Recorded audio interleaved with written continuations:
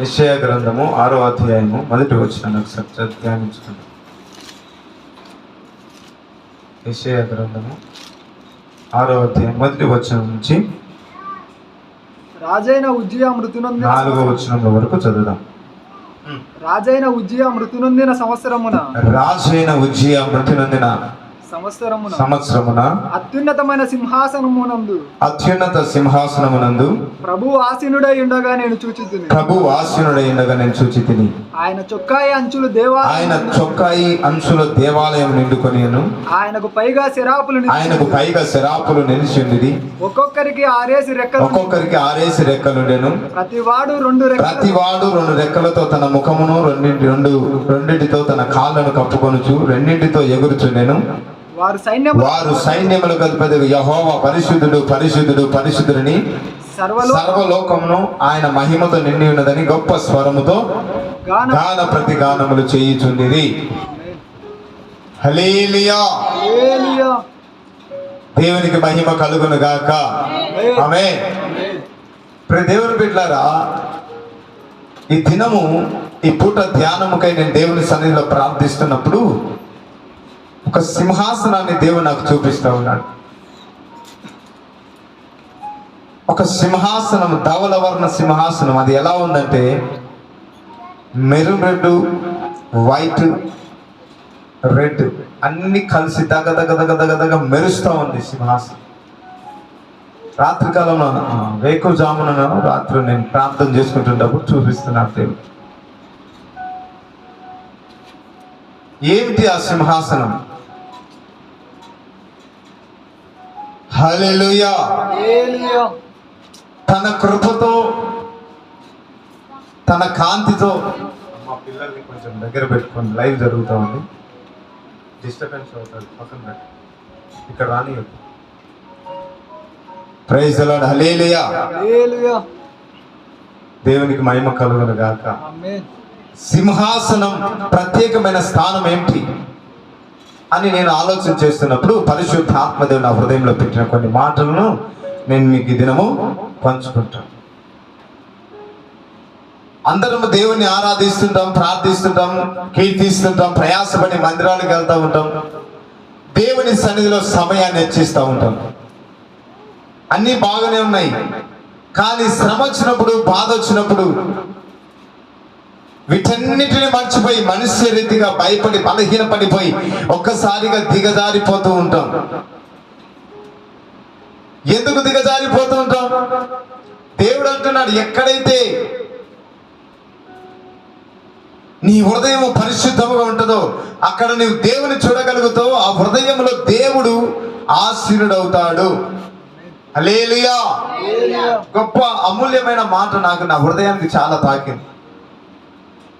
ఈ దినం మనం భయపడిపోతున్నానికి కారణం, భక్తిలో సరిగా ఉండకపోవడానికి గల కారణం ఏమిటి? భక్తిలో వృద్ధి చెందలేకపోవడానికి కారణం ఏంటి? నీ హృదయం అనే సింహాసనం మీద ఆయన కూర్చొని ఉన్నాడా లేదా? కూర్చొని ఉంటే నీ భక్తి అభివృద్ధి పొందుతుంది, కూర్చొని లేకపోతే నీ భక్తి దిగజారిపోతుంది. కూర్చొని ఉంటే నీ ధైర్యం ముందుకు వెళ్తుంది, కూర్చోలేకపోతే అధైర్యంతో నువ్వు దిగజారిపోయి దిగులు పడిపోయి వేదనతో చెందిపోతావు. ఆయన నీ హృదయంలో లేకపోతే నీవు లోకానుసారంగా ప్రతి వాటిలో పాలు పంపులు పొంది నీ యొక్క ప్రాణాత్మ శరీరాన్ని మలినము చేసుకుంటావు. ఒకవేళ ఆయన నీ హృదయంలో ఆసీనుడై ఉంటే, నీ హృదయంలో ఆసీనుడై ఉంటే నీవు లోకానికి వేరుపాటు జీవితం జీవిస్తూ దేవునిలో నీ పరిశుద్ధతను కాపాడుకుంటూ ముందుకెళ్తావు. హల్లెలూయా. అసలు సింహాసనం ఏంటి? ఆ సింహాసనం మన హృదయంలో ఏర్పాటైతే ఏం జరుగుతుంది? మనం ఏమవుతాం? మన చుట్టూ ఏమవుతుంది? ఎందుకు ఈ సింహాసనం మన హృదయంలో ఉండాలి? జాగ్రత్తగా గమనిస్తే ప్రియ దేవుని బిడ్డలారా, సామాన్యమైన భక్తి చేస్తూ ఉన్న మనల్ని దేవుడు ఒక అసాధారణమైన భక్తులకి తీసుకువెళ్ళాలని పరిశుద్ధాత్మ సహవాసము చేత మిమ్మల్ని నింపుతున్నాడు.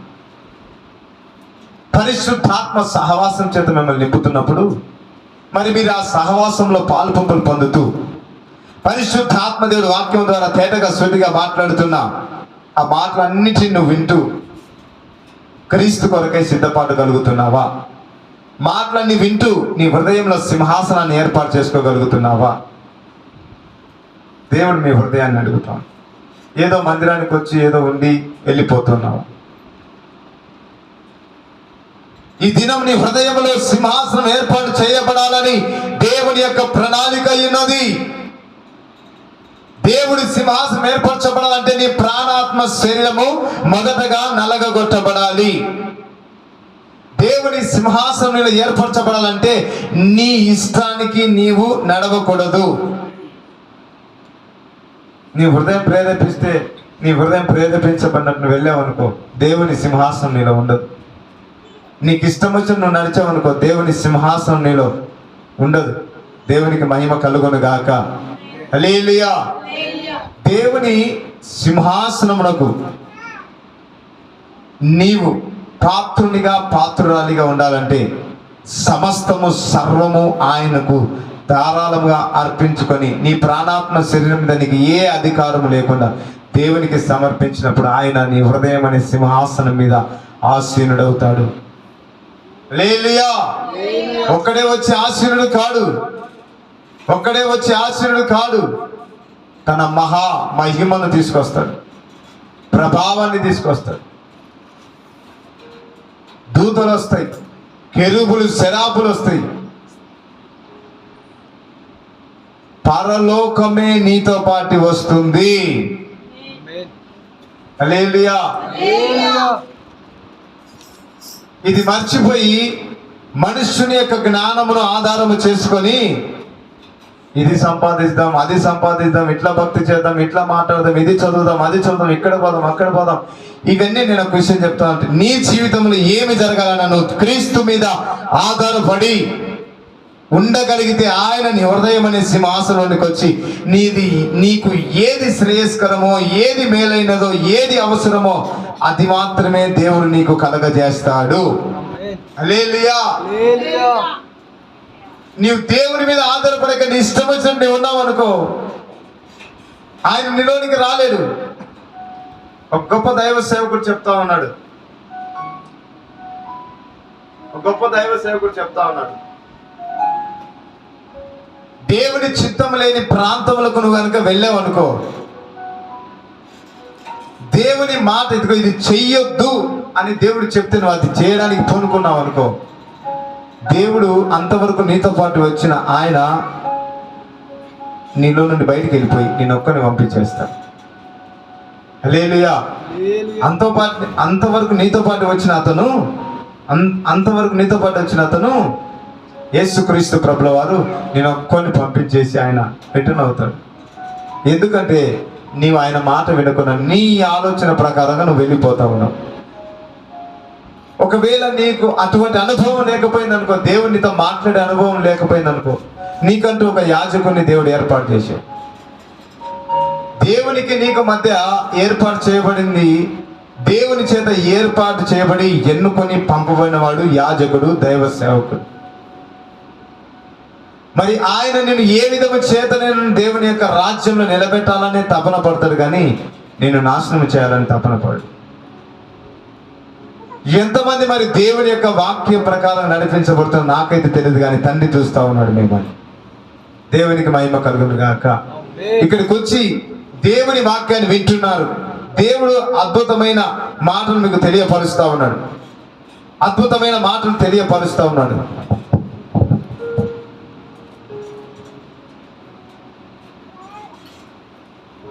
అద్భుతమైన మాటలు తెలియపరుస్తున్నప్పుడు మరి నువ్వు ఏ విధంగా నడిపించబడుతున్నావు? ఆ మాటలు నీ హృదయంలోకి తీసుకొని వెళ్తున్నావా, లేదా టైం పాస్కి వస్తున్నావా, లేదా ఆదివారం ఆరాధన ఇస్తున్నావా? నీ హృదయంలో సింహాసనం ఏర్పరచబడి ఉన్నదా? నీ హృదయంలో ఆయన నివాసం చేస్తున్నాడా? ఒక్కసారి నేను ప్రశ్నించుకో ప్రియ దేవుని బిడ్డ. నీ ఎప్పుడైతే ఆయన సింహాసన హృదయంలో ఏర్పాటు చేసుకోగలుగుతావో, ఆయన నీ హృదయంలో సింహాసనాసీనుడై నిన్ను ఆయన నడిపిస్తాడు. దేవునికి మహిమ కలుగును గాక. అదే ఇక్కడ అడుగుతున్నాడు, నేను నీతో పాటు వస్తే ఏం జరుగుతుందో చెప్తున్నాను, వినండి జాగ్రత్తగా. చదవండి అక్కడ. నెక్స్ట్, ఆయన సింహాసనాసీనుడై ఉన్నాడు. ఆయన చొక్కాయి అంచులు దేవాలయమును నిండుకొని ఉండెను. ఇక్కడ దేవాలయం ఎవరండి? దేవాలయం ఎవరు? మనమే. అంటే ఆయన వస్త్రపు చెంగు చేత మనం కప్పబడతామంట. ఎప్పుడైతే మన హృదయంలో ఆయన, చెప్తున్నా జాగ్రత్తగా, ఆయన ఆశీనుడై ఉంటుండగా ఆ చుట్టూ ఉండే వాతావరణాన్ని మీకు చెప్తా ఉన్నాను. ఆయన ఆశీనుడగా ఆయన చుట్టూ ఉండే వాతావరణం ఎలా ఉంటుందో చెప్తున్నాను చూడండి. ఆయన చొక్కాయి అంచులు దేవాలయం నిండుకొనెను. ఆయనకు పైగా శరాపులు నిలిచి ఉండివి. పరిశుద్ధుడు పరిశుద్ధుడు పరిశుద్ధుడని సైన్యములకు అధిపతి యెహోవాను స్తుతిస్తున్నారు, కీర్తిస్తున్నారు.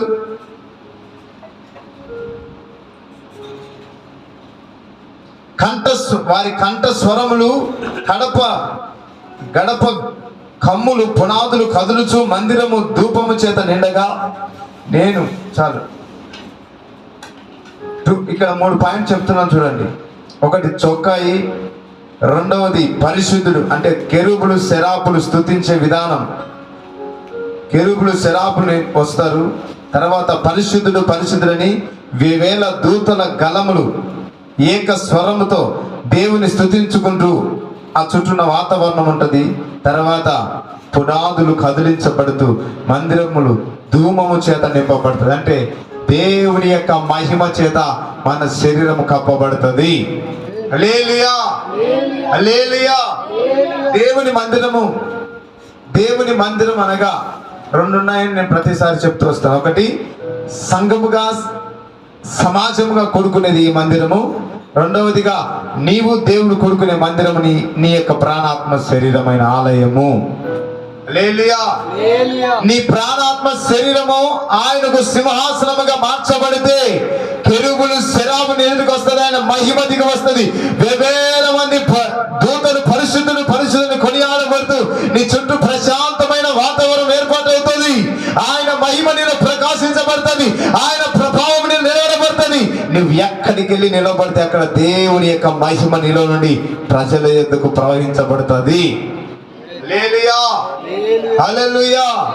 చాలా మంది దేవుని మందిరానికి వస్తూ ఇటు అనుభవాలు లేకపోతున్నారు.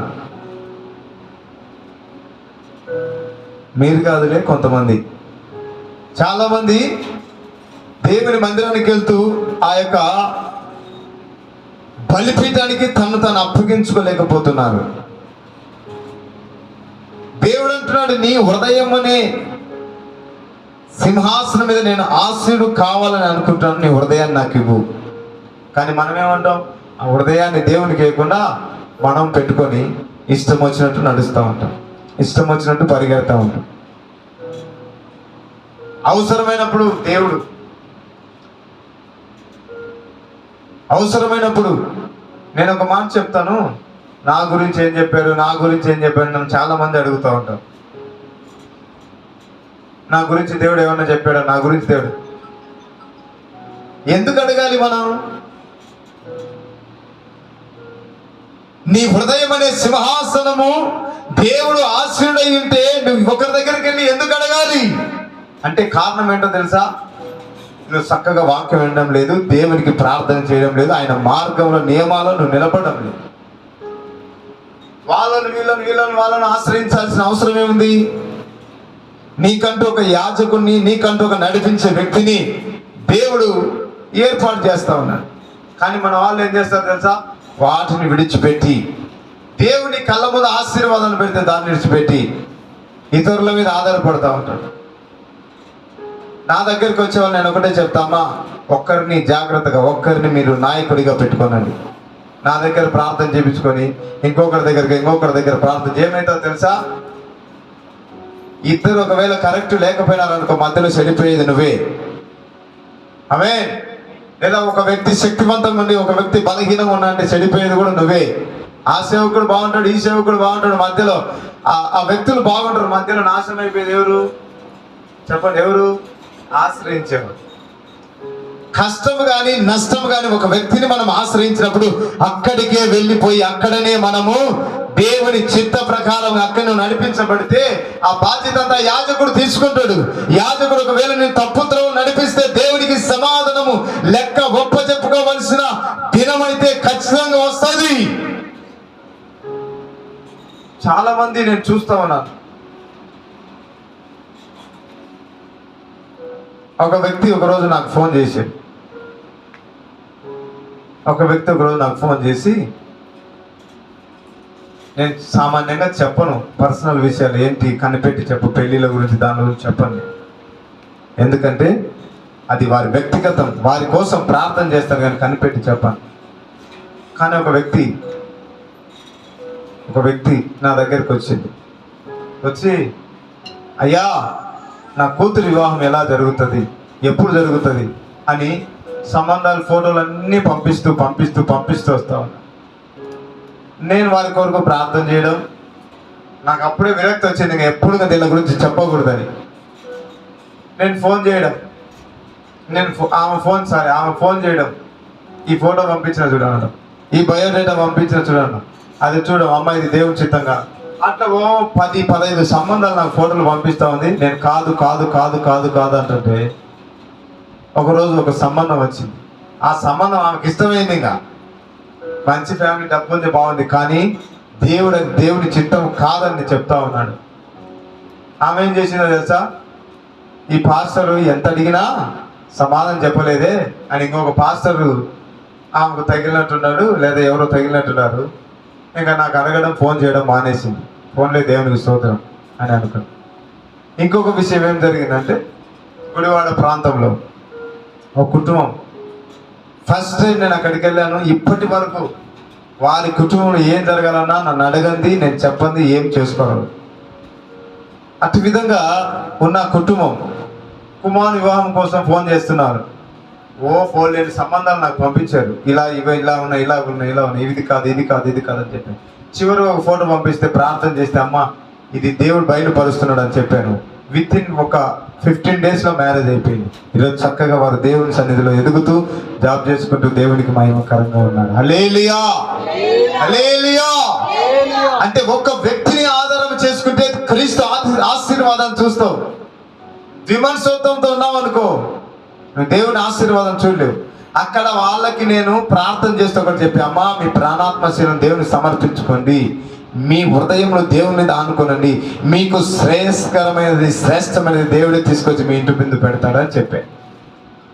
అలాగే వారు అలాగే ఆధారం చేసుకున్నారు. అనికి మళ్ళీ చెత్త అంతా మైండ్లో పెట్టుకుని వాళ్ళ మీద వీళ్ళ మీద ఆధారపడలేదు. నేను కొన్ని విషయాలు చెప్తాను, కొన్ని ఈర్ష్య ద్వేషంతో కూడా చెప్పబడుతూ ఉంటాయి. ఆ మాటల మీద మనం లక్ష్యం ఉంచామనుకో నిశ్చయంగా నాశనం అయిపోతాం. ఇవన్నీ చెప్పడం నేను కూడా చెప్తా ఉన్నా. నాతో కూడా నేను చెప్పినది కూడా మీరు పరిశీలించుకోండి. ఏదో నేను చెప్పినా అని చెప్పి మీరు అదే గుడ్డితనంగా పోవద్దు. మీరు కూడా ప్రార్థన చేసుకోండి.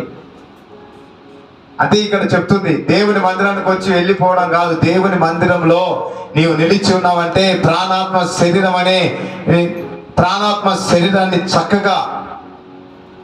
చక్కగా అమర్చుకొని క్రీస్తు కొరకు మలుచుకొని తన శక్తి చేత బలము చేత నువ్వు నింపబడి ముందుకు వెళ్ళాలి.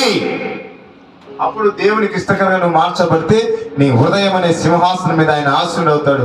అక్కడ సేవకుడు చెప్పేది నేను చాలా మీటింగ్లలో చెప్పాను, చాలా ప్లేసులకు వెళ్ళేటప్పుడు చెప్పాను, ఇక్కడ చెప్పాను, అన్ని ప్లేసులలో చెప్పాను నేను. అన్ని ప్లేసులలో ఒకటే మాట చెప్తాను, ఎవరైనా సరే అక్కడ నిలిచి ఉన్న వ్యక్తి బోధిస్తున్నాడన్నా, నువ్వు సహవాసం చేస్తున్నావన్నా, అతను క్రీస్తు ఆత్మతో నడిపించబడుతున్నాడా లేదా తన సొంత జ్ఞానం ఆధారం చేసుకుని నడిపించబడుతున్నాడా లేదా అని నీవు పరీక్ష చేసుకోవాలి. నువ్వు ఎప్పుడైతే పరీక్ష చేసుకుంటావో ఆ పరీక్ష చేసుకుంటున్నప్పుడు సత్యము నీకు తెలియపరచబడుతుంది. నువ్వు ఆ పరీక్ష చేసుకున్నప్పుడు నీ హృదయం అనే సింహాసనం మీద దేవుడు ఆసీనుడైతే అక్కడ నిలబడి చెప్తున్న వ్యక్తి సరైన మాటలు చెప్తున్నాడా లేదా సొంత జ్ఞానం చెప్తున్నాడా, బైబిల్ను దేవుడిచ్చిన జ్ఞానంతో చెప్తున్నాడా, సొంత జ్ఞానంతో తనకిష్టం వచ్చినట్టు మలుచుకొని చెప్తున్నాడా అని అర్థమవుతుంది. వాక్యాన్ని నీవు అర్థం చేసుకోవాలంటే మొదటగా నీకు పరిశుద్ధాత్మ నడిపి పొందాలి. పరిశుద్ధాత్మ నడిపింపు లేకపోతే టైం పాస్కి వచ్చినట్టు వస్తాం, నిద్రపోవడమో ఏదో ఒకటి చేసుకొని. ఏం చెప్పినాడు నేను అడిగితే ఒక ప్లేస్కి వెళ్ళి నేను ఒక అమ్మాయిని అడిగా, అమ్మ నిన్న వారం మీ పాస్టర్ ఏం వాక్యం చెప్పాడమ్మ అంటే ఈ అంటుంది. హల్లెలూయా, నవ్వుతూ ఉంది. అంటే కారణం ప్రార్థనకి వెళ్ళాలని అదొక ఏమంటారు ఒక దినచర్య అని. ఆదివారం వస్తే మనం మందిరానికి వెళ్ళాలని అనుకుంటూ వెళ్తాను. కానీ నేనేమంటే నువ్వు నేను చాలాసార్లు చెప్పాను, నువ్వు ఆదివారం మందిరానికి వెళ్తున్నావు అంటే ఒక పండుగ వలె నువ్వు సిద్ధపడి రావాలి. రేపు పండుగ అంటే మనం ఈ దినం ఎలా సిద్ధపడతాం? ఆ పండుగ వస్తానే ఎలా ఉంటాం? ఉజ్జీవంతో, ఉత్సాహంతో, సంతోషంతో, ఉల్లాసంతో. ఈరోజు నేను పండుగలో పాల్గొంటున్నానని సంతోషంతో ఉంటాం. అలాగే దేవుని మందిరానికి వస్తున్న నీవు అలాగే పండుగ చేత నింపబడి ఆనందమును నేను ఆనందించి ఆనందము కోసం, అభిషేకం కోసం ఆతురత పడి ప్రయాసపడి నువ్వు పరిగెత్తుకుంటూ వస్తే నీ పరిగెత్తుకుంటూ వస్తున్న విధానాన్ని చూసి దేవుని నిన్ను ఆశీర్వదిస్తాడు. హల్లెలూయా, హల్లెలూయా. చూడండి ఎంతటి వాతావరణాన్ని దేవుడు ఏర్పాటు చేస్తున్నాడు. ఇక్కడ దేవదూతలు దిగి వస్తాయట. ముఖ్యంగా దేవుడే నీ చుట్టూ నీలో నిలబడి ఆయన ప్రభావం నీ చుట్టూ అంటే నువ్వు వెళ్తున్నప్పుడు ఆయన ప్రభావం వెళ్ళి నిన్ను తాకుతుంది. దేవునికి మహిమ కలుగును గాక. ఆయన ప్రభావం వెళ్ళి నిన్ను తాకుతుంది. ఆ ప్రభావం చేత నీవు ఎప్పుడైతే నింపబడతావో ఏ దుష్టుడు నిన్ను ఆవరించడు. దేవునికి మహిమ కలుగును గాక. ఏ దుష్టుడు నిన్ను ఆవరించడు. ఒక్కరిని ఆధారం చేసుకోనండి. క్రీస్తుని ఆధారం చేసుకుంటూనే నీకు ఇవ్వబడిన నీ సేవకుని ఆధారం చేసుకోగలిగితే. కొంతమంది ఆధారం చేసుకోండి కనిపెట్టుకోవడం అంటే చాలా రకాలుగా జరిగింది. నీవు ఆత్మపరముగా చెప్పే మాట ఆలోచన చేస్తే నీవు ఎలా నడుచుకోవాలో పరిశుద్ధ ఆత్మదేవుడు నీకు బోధిస్తాడు. హల్లెలూయా, హల్లెలూయా. అసలు నీ హృదయంలో సింహాసనం ఉందా లేదా? దేవుడు నీలో నివసిస్తున్నాడా లేదా? ఒక్కసారి నీ హృదయాన్ని ప్రశ్నించు. ఒక్కసారి నీ హృదయాన్ని ప్రశ్నించు. సామెతల గ్రంథం 25వ అధ్యాయం 5వ వచనం. సామెతల గ్రంథం 25వ అధ్యాయం 5వ వచనం. దయచేసి ఏమనుకోవద్దు, దేవుడు కఠినమైన మాటలు దేవుడు నాతో మాట్లాడు. ఆ మాటలు మీకు చెప్తున్నాను. అది నా హృదయానికి కూడా తగిలి నేను సరి చేసుకొని ఇక్కడ నిలబడి చెప్తా ఉన్నా. ఇంకొక విషయం చెప్తున్నా, వాక్యమును ప్రకటించేటప్పుడు, వాక్యమును ఇతరులకు తెలియపరిచేటప్పుడు, నువ్వు భక్తి చేస్తున్నప్పుడు, ఇతరులకు సువార్త ఏ విషయంలో అయినా సరే వాక్యమును మొదటగా నువ్వు అనుభవించుకొని తర్వాత ఇతరులకు చెప్పాలి. దేవునికి మహిమ కలుగును గాక. 25:5. రాజు ఎదుట నుండి దుష్టులను తొలగించిన ఎడల, రాజు ఎదుట నుండి దుష్టులను తొలగించిన ఎడల అతని సింహాసనము నీతి వలన స్థిరపరచబడును. ఎంతమందికి మాట అర్థమైంది? ఎంతమందికి అర్థమైంది? ఎంతమందికి అర్థమైంది చెప్పండి. రాజు ఎదుటి నుండి దుష్టులను తొలగించిన ఎడల అతని సింహాసనము నీతి వలన స్థిరపరచబడుతుంది. రాజు అంటే ఎవరు? రాజు అంటే ఎవరు? ఎక్కడ దేవుణ్ణి పోల్చుకోవాలి. దుష్టుడు అంటే ఎవరు? ఆయనకు ఇష్టకరమైన జీవితాన్ని జీవించనీయకుండా చేస్తున్నవాడు దుష్టుడు. ఎప్పుడైతే రాజు ఎదుట అంటే దేవుడిని ఎదుట ఉన్నప్పుడు నీలో దుష్టునికి సంబంధించిన కార్యాలను తీసివేసుకుంటే నీవు ఎంతగా దేవుని మీద నీతి నిజాయితీ వాక్యాలు విన్నప్పుడే ఆ దుష్టుని తీసివేయగలుగుతావు. నువ్వు వాక్యాన్ని పెడచెవిన పెట్టి వింటే దుష్టుని దూరం చేసుకోలేవు. వాక్యాన్ని నీకు ఇష్టం వచ్చినట్టు విని నీకు ఇష్టం వచ్చి అనువదించుకుంటే దుష్టుని నుండి దూరపరచబడడు. ఎందుకంటే నువ్వు అనుకుంటున్నావు నేను వాక్య ప్రకారం వెళ్తున్నాను, కానీ వాక్య ప్రకారం కాదు. వాక్య ప్రకారం కాదు నువ్వు వెళ్తుంది, దుష్టుని ప్రకారం నువ్వు వెళ్తున్నావు. అందుకే నీ ఆత్మీయ జీవితం వృద్ధి లేదు, నెమ్మది లేదు, సమాధానం లేదు. ఆ సమాధానం నెమ్మది నీకు రావాలంటే నీ ఎదుట నీలో ఉన్న దుష్టునికి సంబంధించిన ఆ యొక్క క్రియలన్నిటిని తుడిచివేసినప్పుడే దేవుని సింహాసనము నీ నిజాయితీని బట్టి స్థిరపరచబడుతుంది. ఆమేన్. హల్లెలూయా. హల్లెలూయా. దేవునికి మహిమ కలుగును గాక. ఒక సహోదరి ఉంది, నాకు తెలిసిన ఒక సహోదరి. అన్ని జనాంగం నుండి వేరుపరచబడి క్రీస్తుని నిజరక్షకుడుగా అంగీకరించి బాప్తిసం తీసుకొని దేవుని మందిరానికి వెళ్తాం. కొన్ని విషయాలు తెలియవు అక్కడ. ఆ బిడ్డ అన్య జనాంగం నుంచి వచ్చింది కనుక ప్రతిదీ మమ్మల్ని అడిగి తెలుసుకునేది. ఇది చెయ్యాలా, ఇది చెయ్యొచ్చా, ఇది ఇలా ఉంది, ఇది ఇలా ఉంది, వాళ్ళు ఇలా అంటున్నారు, వాళ్ళు అలా అంటున్నారని ప్రతిదీ కుటుంబంలో ఏది దాచిపెట్టక సేవకుల దగ్గరకు వచ్చి ప్రతిదీ చెప్పుకునేది.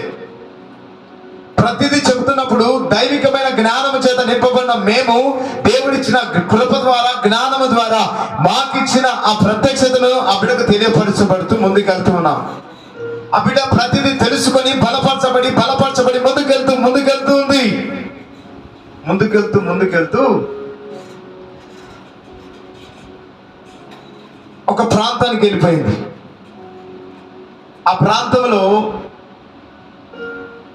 ప్రాంతంలో తన చుట్టూ అన్య జనాంగం ఉంది. అక్కడ ప్రతిరోజు ప్రార్థనలో పాల్గొంటూ ప్రార్థన చేపించుకుంటూ బాగా ఉండేది. ప్రార్థన చేసినప్పుడు దేవుని ఆత్మ ఆ బిడ్డ మీదకి వచ్చినప్పుడు ఆ బిడ్డ ఆత్మ పరవశుడు అవుతున్నప్పుడు ఆ పక్కన ఉన్న వాళ్ళు అన్నారంట, అమ్మాయి నువ్వు అలా ప్రార్థన చేయొద్దు తల్లి, నిన్ను చూస్తే భయం అవుతుంది మాకు అంటున్నాను. హల్లెలూయా. మిమ్మల్ని చూస్తే భయం అవుతుంది అని అన్నారట. సరే, దేవుని నామానికి అవమానకరంగా ఇక్కడ ఎందుకు నేను ఉండాలని చెప్పేసి సపరేట్ వెళ్ళిపోయింది. దేవుడు సహాయం చేశాడు. చూడండి, దేవుని యొక్క కనుసైగల్లో దేవునికి ఇష్టకరంగా నువ్వు నడిపించబడితే నలుదిక్కుల నుంచి నీకు సహాయం అందుతుంది. చాలా ఇబ్బందికరమైన పరిస్థితి, చాలా ఇబ్బందికరం. ఎక్కడో ఊరు పేరు తెలియని ప్లేస్లో ఉంది. దేవా, నా పరిస్థితి ఇలా ఉందని దేవుని సల్ల మొరపెట్టగానే ఇమ్మీడియట్గా ఆ బిడ్డ సాక్ష్యం చెప్తా ఉంది. ఆ బిడ్డ అకౌంట్లో డబ్బులు పడ్డాయి, దాన్ని తీసుకొని పని జరుపుకుంది. వీళ్ళు ఇలా అన్నారు, అంతవరకు అందరితో రూమ్లో కలిసి ఉన్నది. వాళ్ళు అలా అనేసరికి సపరేట్గా ఒక రూమ్ తీసుకుంది. ఆ రూమ్కి 5,000 రూపాయలు రెంట్ కట్టాలి. చూడండి, 5,000 రూపాయలు రెంట్ కట్టాలి. 5,000 రూపాయలు రెంట్ కట్టాలన్న పరిస్థితులు అమ్మాయి దగ్గర డబ్బులు లేవు. ప్రార్థన చేసుకున్నప్పుడు దేవుడు తన సేవకుడు ఒకరిని పంపించి ఆ సేవకుని ద్వారా కొంత సహాయం చేయడానికి కృప చూపించాడు. చూడండి, ఇక్కడ నుంచి ఎక్కడికో వెళ్ళిపోయి ప్రతిదీ సేవకుల గద్దింపుకైతేనేమి, ప్రేమకైతేనేమి అన్నిటికీ లోబడి మొట్టమొదటిగా దేవునికి స్థానాన్ని ఇచ్చి ఆయన ఆ హృదయంలో సింహాసనాసనుడు కావడానికి తన శరీరాన్ని ప్రాణాత్మ సిద్ధపాటు చేసుకుంది. ఆయన అక్కడ ఆశ్రయుడయ్యాడు. ఆయన అంటున్నాడంట ఆ సేవకుడు, అమ్మా మీరు ఏ చర్చికి వెళ్తారు? ఇంత ఆత్మీయతలో బలంగా ముందుకెళ్తున్నావు, ఇంత అభిషేకంలో నువ్వు ఎలా ఉండగలిగావు? నీవు ఏ మందిరానికి వెళ్తున్నావు? సాధ్యానంగా అడుగుతారు ఎవరైనా సరే, ఏ మందిరం అంటే పలానా మందిరం, అంతవరకే స్టాప్ అవుతారు. కానీ ఫోటో చూపి అని ఎవరు అడగరు. ఫోటో చూపి అని అంటే ఎంతగా కుమార్తె కదిలించబడింటే, ఎంతగా బిడ్డల అభిషేకం కదిలించబడింటే ఆ వ్యక్తికి ఫోటో చూపించమన్నాడు. అప్పుడు ఇమ్మీడియట్గా నా ఫోటో చూపించిందంట. చూపిస్తే సరే అని చూసి వెళ్ళిపోయానంట. నేనేమంటున్నానంటే, నీవు పొందుకున్న అభిషేకం అదే. ఇప్పుడు చెప్తున్నా, సింహాసనం నీలో ఉంటే నీ చుట్టూ దేవుని ప్రభావం ప్రసరింపబడుతూ ఉంటుంది. హల్లెలూయా. దూతలు నీతో పాటు ఉంటారు. నిత్యమును దేవుని యొక్క మహిమానందము చేత నింపబడి దేవుని స్తుతిస్తూ, కీర్తిస్తూ, ఆరాధిస్తూ ఉంటావు. ప్రార్థన చేస్తా ఉంది. చివరికి నిన్న మెసేజ్ పెట్టింది, అన్నా నేను మొన్న మీకు చెప్పాను కదా, జాబ్ లేదు, ప్రొడక్షన్ లేదు, కాపేయాలి, ఇంటికి వెళ్ళాల్సింది వస్తుందేమో, లేదా ఇక్కడ ఉంటే ఈ రూమ్ రెంట్ కట్టడం కష్టమైపోతుందేమో అన్న, చాలా ఇబ్బందిగా ఉంది, ఏమైపోతుందో అన్న అంటే, లేదమ్మా ధైర్యంగా ఉండి ప్రార్థన చేద్దామని చెప్పి రాత్రి స్తుతి నైవేదిక కూడికలో ధూప నైవేదిక కూడికలో ప్రార్థన చేయగా 18 రోజులు డ్యూటీ అలౌ చేశారు. హల్లెలూయా. చాలు 18 రోజులు అయినా 10,000 దాకా వస్తుంది. దేవునికి మహిమ కలుగును గాక. నీవు నీ హృదయములో దేవుడు ఆశీర్వైతే నువ్వు ఏమి కావాలన్నది నీకు జరుగుతుంది. ఎందుకో తెలుసా? నీ ప్రాణాత్మ శరీరము క్రీస్తుకు అనుకూలముగా మలచబడి ఉన్నది. దుష్టుని యొక్క క్రియలు నేను ఎంత మాత్రం కనబడవు కనుక నీవు నీతిగా నీతి నిజాయితీ నడిపించబడతావు కనుక ఆ నీతిని బట్టి కూడా దేవుని యొక్క సింహాసనం స్థిరపరచబడుతుంది. ఆమేన్. హల్లెలూయా. అది అలా భక్తి చేయాలి. అలా నీ హృదయంలో సింహాసనం ఉంది. మనం ఎక్కడికి వెళ్తే అక్కడ మన గురించి సాక్ష్యం పరిమళించబడాలి.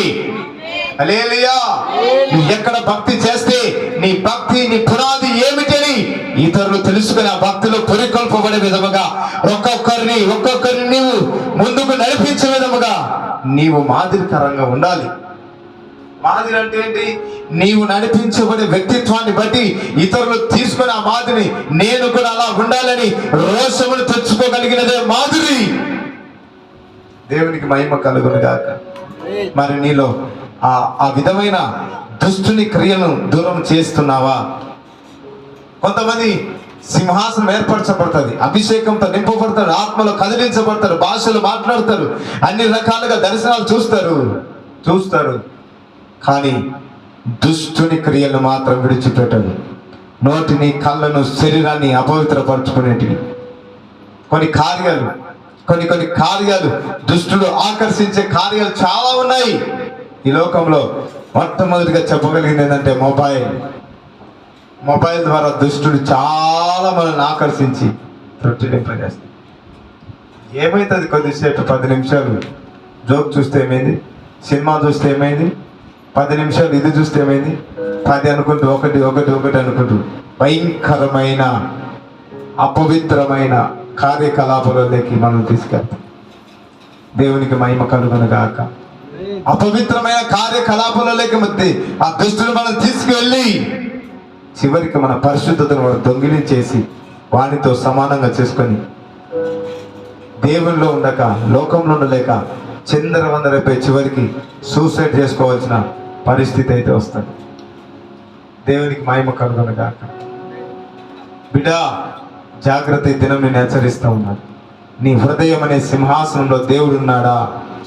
ఎవరు కూర్చున్నాడు? ఒకవేళ దేవుడు కూర్చుంటే నీ చుట్టూ ఎంత ప్రతికూల పరిస్థితులు అయినప్పటికీ నీవు అనుకూలంలోనే ఉంటావు. హల్లెలూయా. హల్లెలూయా. సాధారణంగా వెళ్ళవు. నీవు దేవుని సింహాసనం ఉంటే అసాధారణంగా వెళ్తావు. ఎందుకో తెలుసా? నీ చుట్టూ భయంకరమైన బలమైన ఆశీర్వాదం నీతో పాటు నడుస్తుంది. అభిషేకం నీతో పాటు నడుస్తుంది. నేనేం చెప్తున్నానంటే ఎప్పుడు మనము మనకిష్టం వచ్చిన నడవడం కాదు, దేవుని చిత్త ప్రకారం నడిపించబడితే మనం అసాధారణంగా మార్చబడతాం. నాకంటే శక్తివంతులుగా మీరు మార్చబడాలన్నది నా కోరిక. నా కింద ఉండాలని కాదు, నాకంటే శక్తివంతులుగా ఉండాలని కోరిక. ఏమి చెప్పినది నీ మంచికే మేము చెప్తాం కానీ చెడుకు ఏది చెప్పాం. ఒకరోజు ఒక సిస్టర్ ఫోన్ చేసింది, అన్న నాకు బలహీనంగా ఉంది, బాగలేదన్న, ప్రార్థన చేయండి అన్న. నాకు ఎన్ని టైం ఎప్పుడు పడితే అప్పుడు ఫోన్లు వస్తుంటాయి. ఏ టైంలో సరే నేను దేవుని యొక్క సన్నిధిలో నిలబడగలుగుతాను నేను. హల్లెలూయా. ఎందుకంటే నా ప్రాణాత్మ శరీరం క్రీస్తుకు సమర్పించబడింది. ఆయన అభిషేకం నా మీద పోయబడుతూ ఉన్నది. ఆయన యొక్క మహిమ నాలో ఉంచబడినది. ముఖ్యంగా ఆయన నాలో నివాసము చేస్తున్నాడు.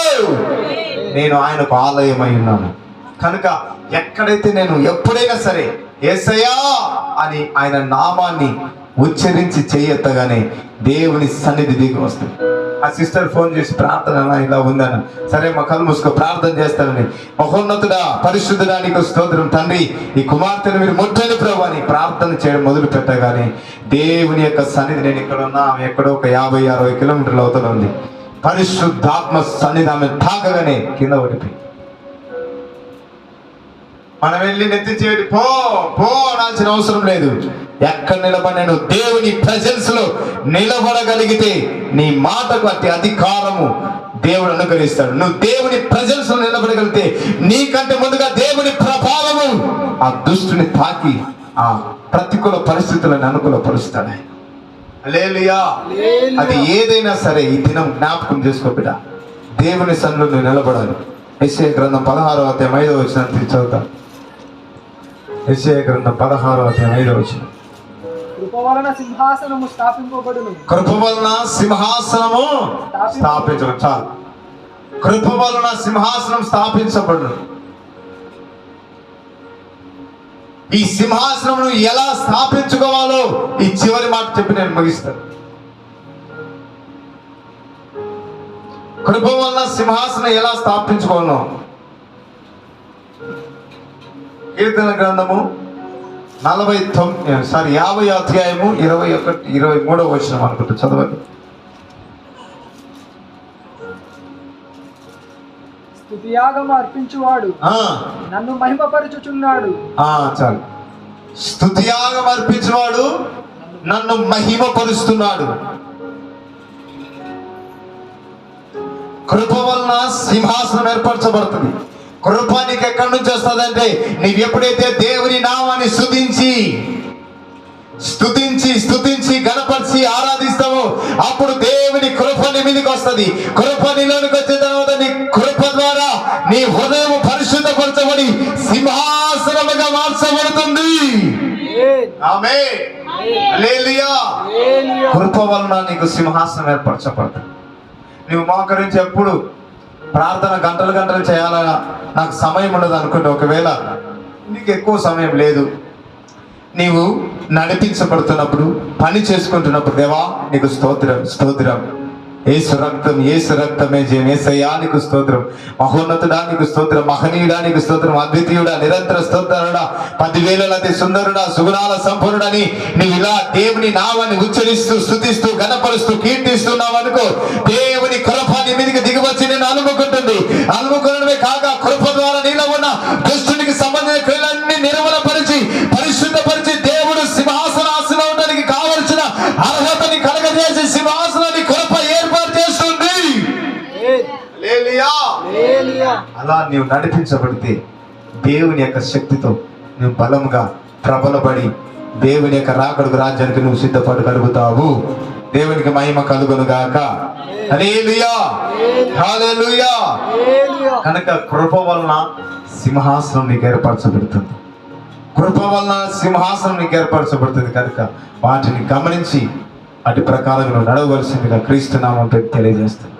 స్తుతించు, దేవుని స్తుతించు. నీవు నీ ప్రాణాత్మ శరీరాన్ని దేవునికి సమర్పించుకుంటే నువ్వు దేవుళ్ళు నడిపించబడుతుంటే దెబ్బలు ఎక్కువ అండి. దుష్టుడు ఎవరో ఒకరి ద్వారా నువ్వు ఎంత కదల్చబడలేకపోయినా నీకు సంబంధించిన వ్యక్తుల ద్వారా వచ్చి నిన్ను కదిలింపజేస్తాడు. సింహాసనాన్ని దొంగిలించడానికి ప్రయత్నం చేస్తాడు. కనుక నీవు అలా ఉండక నిత్యము దేవుని స్తుతించు. నీవు ఎల్ల వేళలా దేవునికి స్తుతియాగం చేస్తే ఆయన మహిమ నీలో ఉంటుంది. ఒకవేళ ఎవరైనా వచ్చి ఏ విషయమై నిన్ను తొట్టిల్లింప చేయడానికి నిన్ను ప్రేరేపిస్తే వెంటనే నీలో ఉన్న పరిశుద్ధాత్మ దేవుని పసిగట్టి నీకు తెలియజేస్తాడు.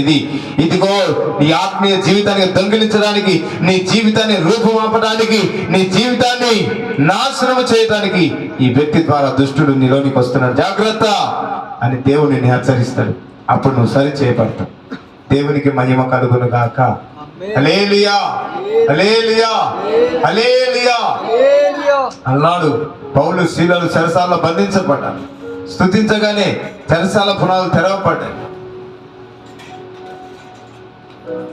దేవునికి మహిమ కలుగును గాక. ఎన్నో గొప్ప కార్యాలు. భక్తులు జైల్లో ఉండగా దూతలు వచ్చి వారి యొక్క చేతికున్న బోండాలు తీసి వారిని జాగ్రత్తగా బయటికి తీసుకొని వచ్చి ఈ త్రోవను వెళ్ళిపో అని చెప్పేవి.